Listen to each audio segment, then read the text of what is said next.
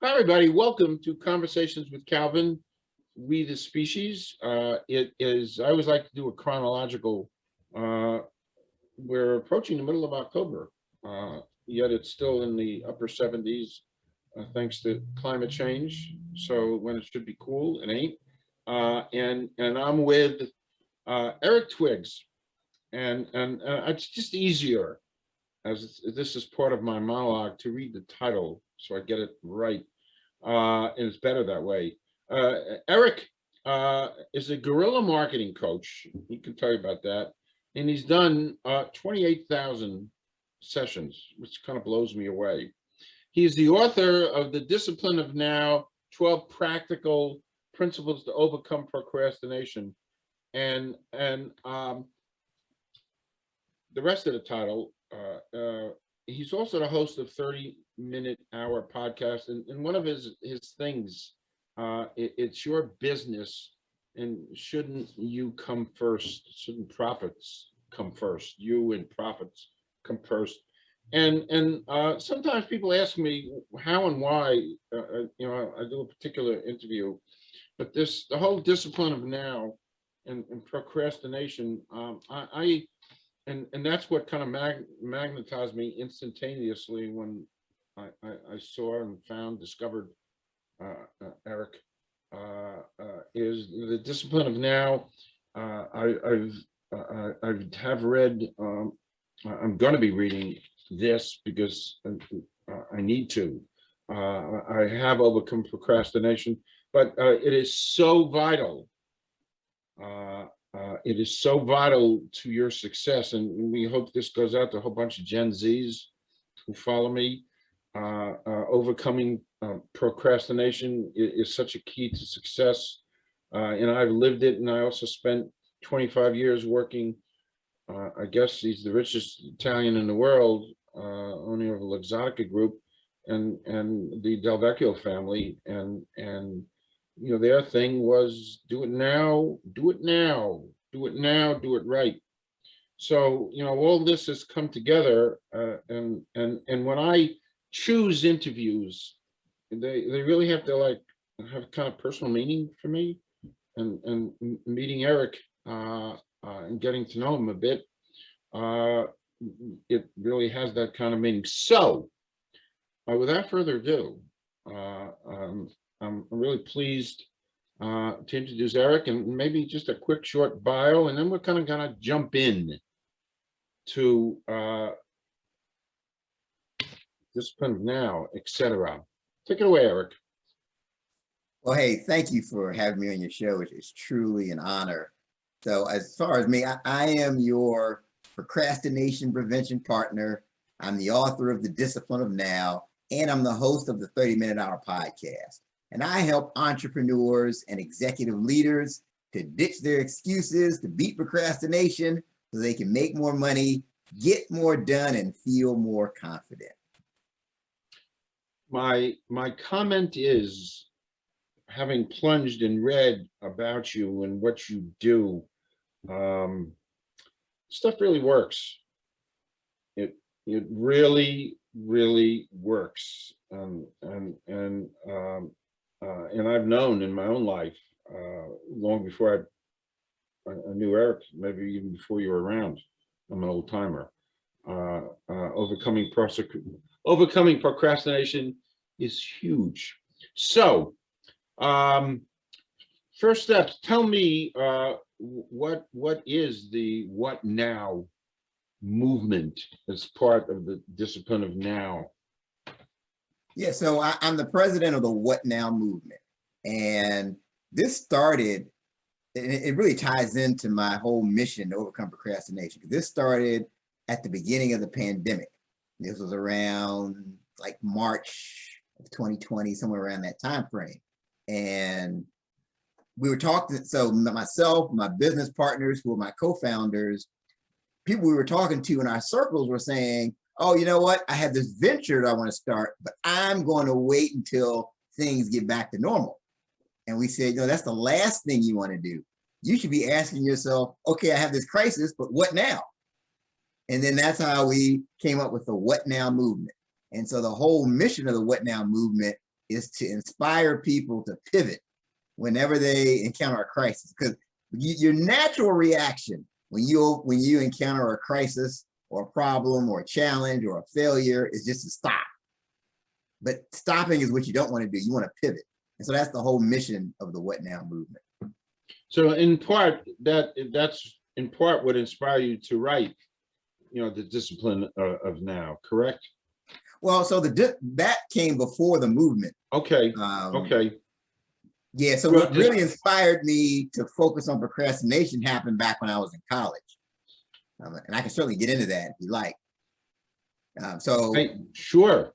Yeah. So what really started my whole focus on overcoming procrastination is something, I talk about this in the book. It was my senior year at Hampton University, and I'm having this conversation with my good friend Donnell. And I have to admit that in those days, he and I were a little different. Like, he was all about his purpose and I was all about the party, right? And he was always giving me a hard time, telling me I need to focus, get serious, and figure out what I want to do. And so I'm like, man, you need to loosen up. Are you coming to the frat party with me or not? And we don't talk for a while, and I don't hear from him. But then I get a phone call from his mother informing me that he was killed in a car accident. Changed everything for me. And it sent me the message that maybe I don't have the time that I think to do the things that I need to do. And from that point on, I've really been focused on overcoming procrastination, being as productive as possible, focusing on how I'm spending my time. And that was really what started the whole thing. Wow. So you would, by the way, that's kind of an amazing, you're a young guy and you have this horrible tragedy, but you were able to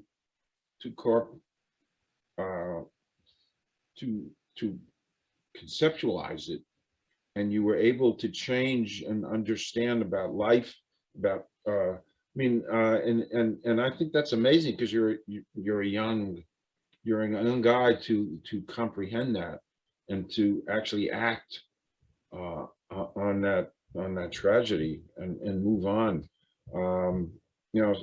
Sometimes it takes, for me, it can take decades for me and people to realize things, but you did. So that's really commendable. It's like, to me, that's an oh wow, it's a horrible thing to do. There are books out there. So how is this different from others out there on the topic of procrastination? So one of my frustrations was when I was looking at other resources on the topic, it was a lot of the same information. It was a lot of kind of the cookie cutter stuff, like, oh, you got to be an early bird. Oh yeah, you got to grind. Oh, don't check email before noon. But that doesn't always work for everybody in every scenario.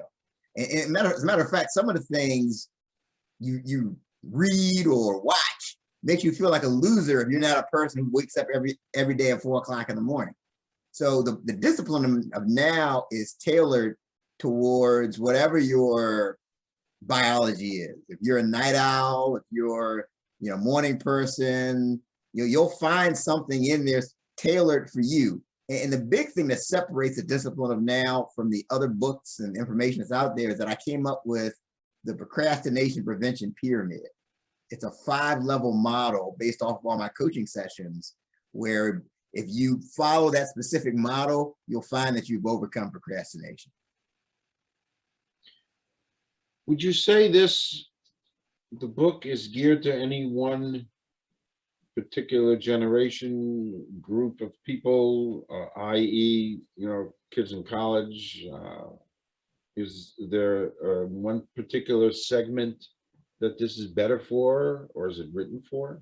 No, I think it applies to just about everybody, but I will say, like, the Generation X entrepreneurial executive person is kind of the primary, because you start to really become aware of time. You're like, okay, you know what, I feel like I've got yeah, I don't have as much in front of me as I do behind me. So I really need to make sure I focus. But it's interesting. I've done a lot of work with college students that, and I really wasn't thinking about them specifically when I wrote the book, but they seem to gravitate to the message. So I do think the principles apply universally, but Okay. I would say my target is that entrepreneurial person who's looking to go from good to great in that Generation X window. Okay.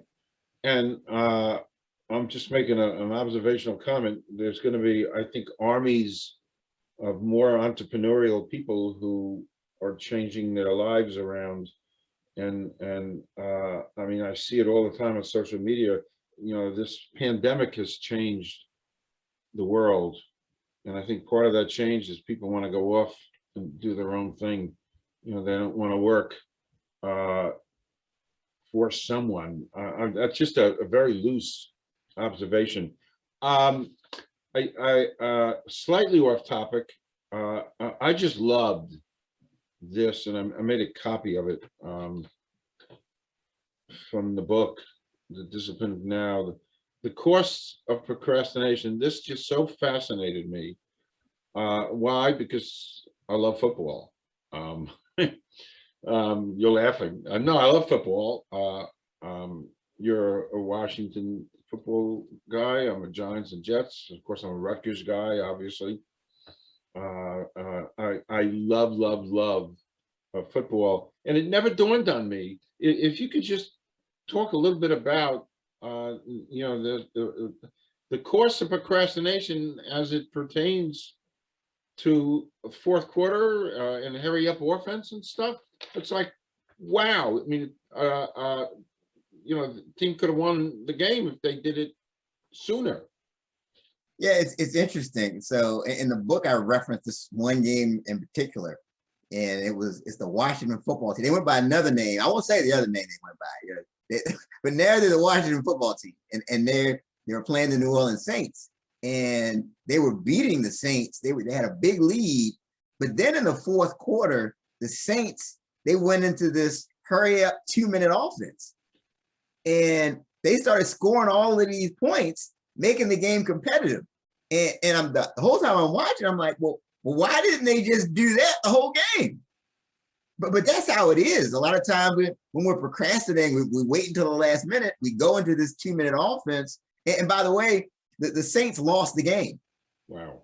But they could have won if they had that same level of urgency throughout the entire game. Wow. And that's really how it relates to us as we're looking at our lives. Wow. It's easy to go into that whole 2-minute offense and wait till the last minute and really put the effort for it. But we could have that sense of urgency the entire time. Isn't that interesting? It really, really is. When I read that, it's like, oh wow, and it like really works, and it could really work. It's fascinating. So why would you think? I mean, there's probably a million reasons, but I'm asking you because why would people really need to tackle procrastination? I mean, this is one reason. Why do people need to tackle procrastination? Well, because it's a silent killer. And that's why I spend time in the book talking about the cost of procrastination.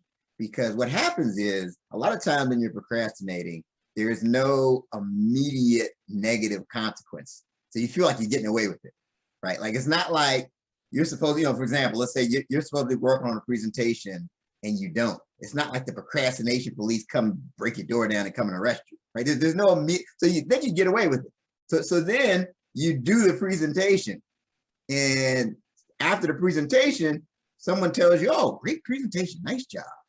So what do? You start telling yourself, oh, hey, I work better under pressure. But what you don't realize is that your presentation would have been much better if you had started earlier. The ideas, and you just never know the opportunities you could have missed out on. But if you had started earlier, your presentation would have been better. It could have got you another presentation, for example. Right. So that's why, because it's a silent killer. you're not aware that it's impacting you. And that's the key. And I call it the discipline of now, because there's a difference between the good people that get good results and people that get great results, right? A lot of times they know a lot of the same things. They have a similar level of know-how. But what separates the good from the great is the great, they can get themselves to do the things they need to do, whether they feel like it or not. Okay. That's the difference. Okay. You know, I'm sitting here, Eric, and absorbing and listening to everything you said, and you said procrastination is the silent killer. And I'm a health guy, and I've read countless articles on hypertension, the silent killer. You don't know you got it. You never know you got it. And if you don't take care, I mean, it just messes you up. And I have one anecdote why I could have used you a long time ago. I had graduated Rutgers and I decided to do some post-grad stuff. So I took a course in psycho pharmacology and psychology. It was psychology, and part of it was, but anyway, we had a term paper to do, and I was a procrastinator long before I met you. And it was the next to the, it was due the next day, and I had to write a whole term paper in one day, and the tension, and 4 o'clock in the morning, and it was so horrible that and this was so long ago that they had old-fashioned typewriters, nothing like we have now. That's how far back I go. But anyway, I did this. I'm not proud of it, but by 6 in the morning, I was so filled. God only knows what my blood pressure was. I was a young kid, but I took my typewriter and I threw it down on my room floor, and I kept on throwing it down on the floor because it was a horrible experience. And well, I mean, that was my last course I took in college. But procrastination is a silent killer, and I agree with you. Just off the top, what would you tell folks who are listening some steps that they can begin to do to combat procrastination? So one of the most basic things you can do is to get in the habit of making appointments with yourself, right? And that's the most basic thing. So instead of saying, I'm going to write a blog post this week, say, I'm going to write that blog post on Wednesday at 1 o'clock, and you put it on your calendar, and you let people around you in the office know that from Wednesday at 1 o'clock to 1:30, that's my time to hold my calls and set up reminders. And you really have to treat it like it's an appointment with a VIP. I mean, think about it, right? If you had an appointment with the president of Rutgers, right?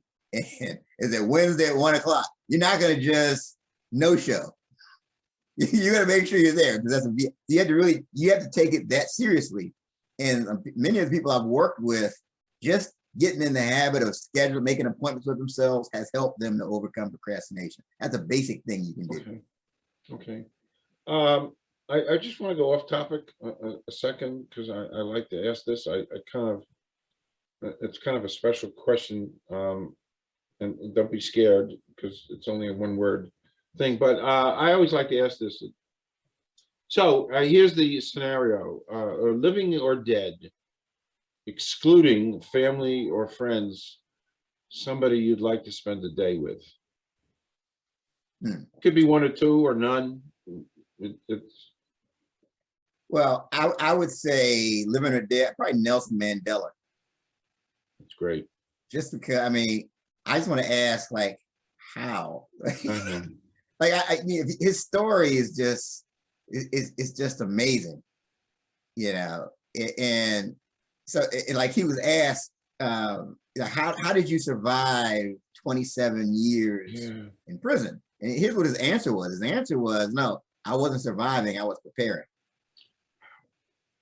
And the fact that when he got out and he got into power, he had this opportunity where he could have really gotten revenge on the people that were responsible for putting him in jail, And he purposely, he said, nope, I just want to move forward. Some of the people that were responsible for putting him in jail were like part of his cabinet. I mean, just, yeah, that's the person for me. Wow.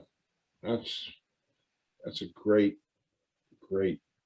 answer. My head is filled. He's kind of one of my heroes for that reason. You know, I got a little collection of heroes, and he's on that list. He's always been on that list. Anyway, moving along. Back to procrastination. I was procrastinating. Actually, no, I'm teasing. You're putting it on. Would you say procrastination is something that people suffer from? Do we all suffer from it? It's a condition, kind of like.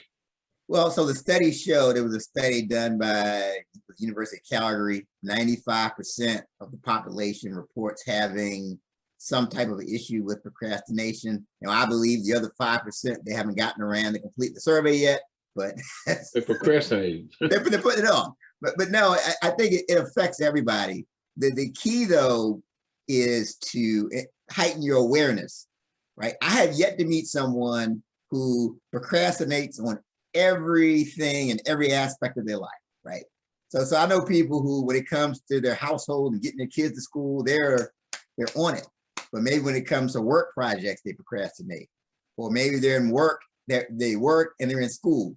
At work, they're on point. But when it comes to certain school things, like studying for exams, they procrastinate. So the key is to really recognize your patterns and what triggers you. There's something that triggers you. There's some level of discomfort at the root of your procrastination. So you really need to figure out where that is, and that way you put the plan in place. Interesting. So I want to just go back because this fascinates me. We didn't talk about it enough but the guerrilla marketing. I mean, to have done 28,000 sessions means you've been doing this a long time and very intensely, and you've reached countless number of people to help them become profitable. Do you still do this, the guerrilla marketing? Yeah, so I'm a certified guerrilla marketing coach. And so it just helps me as I'm having coaching conversations with entrepreneurs and executives. When it comes to marketing, I can kind of give them some specific guidance. And the good thing with the whole guerrilla market, I got a certification through a guy's name is Mitch Meyerson, who's doing the certification process. And he knew the founder, the original authors of the guerrilla marketing book series. So he's licensed to do these certifications. But I use it in my business as well. The whole idea behind guerrilla marketing is coming up with low cost, no cost strategies, and not just, looking to spend thousands and thousands of dollars on marketing, but there's some basic consistent strategies that you can put in place to help you to overcome your marketing challenges. Okay. So I feel like I'm equipped. So when sometimes I'm talking to a client and they've got an issue that's marketing related, I can give them some suggestions. Okay. I mean, you're like a wealth of experience and information. I always associated guerrilla with kind of off topic kind of tactics and aggressive tactics, and tactics that you're not going to pick up here or there, but and the fact that you're certified doing that, that's a great talent. 28,000, I can't even process that, even though I'm an old timer, but that's just great work. So kind of winding down, and before we even wind down, I said this to you before we went on air, I'm saying it now, please come back in whatever shape, form, panels or however, because you have so much to give and to share, and I'm sitting here in this chair almost 24/7. So please come back. I'm always going to be here, and this, you're kind of a really fascinating guy in the stuff you've done, and I so identify it with it. You know, off topic, and tying this into the discipline of now, I'm gonna actually confess something to you. The earlier Calvin was not a huge fan of self-help. That was just I'm going back decades and decades. And 30 years ago, when I took up the game of tennis, I'm going to make you laugh now. I took up the game of tennis because I just took it up, and I loved it. And it became my passion. I was playing tennis 3, 4, 5 times a week, sometimes 15 days in a row. I loved it. And I never took a tennis lesson. Never. And people ask me, Calvin, you know, you're not a great tennis player. I said, well, then why don't you take lessons? And because I was not a self-help person, I said, well, I never took any tennis lessons because whoever invented the game of tennis never took a lesson. So why should I? Which was silly.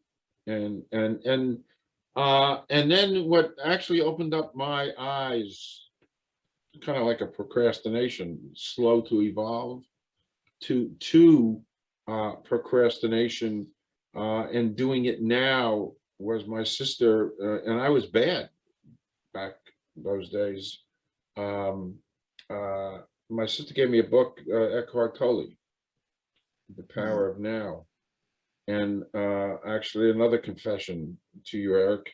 I didn't read the whole thing. I covered a chapter here and there, but what I did extract is we live in now, not yesterday and not tomorrow. So whatever happened yesterday or 4 hours ago is irrelevant, and tomorrow is not real. And I used that because I was in sales, and people who did me ill will, I would get so angry I would get a speeding ticket, and then I realized, you know, 10 minutes out of the office, and it's not now. And so the point I'm making is the discipline of now is powerful stuff, and it works. It does really work. So how can people get in touch with you? I mean, I'm going to have all your contact information and up on the YouTube description, and all the promos that I do. Generally speaking, how can people get in touch with you? So you can they can reach my website, Eric. Go to ericmtwiggs.com, Okay. twiggs.com, and then they can pick up a copy of the book from there. The Discipline Okay. of Now, 12 Practical Principles to Overcome Procrastination. You can also check out my podcast, The 30-Minute Hour. It's on Apple Podcasts, Okay. Spotify, any of those other places where you like to get your podcasts. Perfect. And I know it's on Amazon because I've been there. Yes. And I actually ordered it earlier today from Amazon, so I'll have a copy here soon enough. I procrastinated. You procrastinated on the procrastination book? Yeah, I did. I did. I think we kind of covered. Do you have any parting comments to? Just one. Yes. First off, thank you for ordering a copy of The Discipline of Now. It's greatly appreciated.